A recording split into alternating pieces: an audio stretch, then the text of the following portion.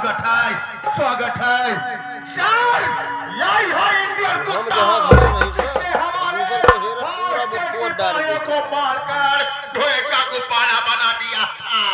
यही है इंडियन कुत्ता राजेशी कमांडर सर, यही है। वाह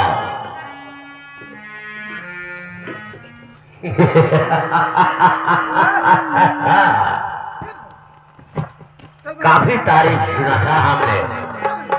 इंडिया का जाबाज सिपाही, जाबाज फौजी कमांडर राजेश सिंह।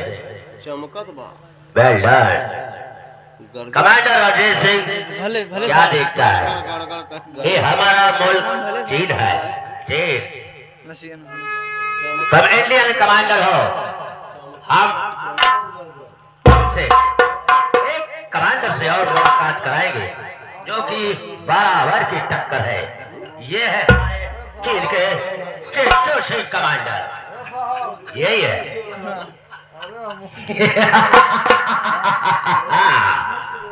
चकाचौंध हो गया।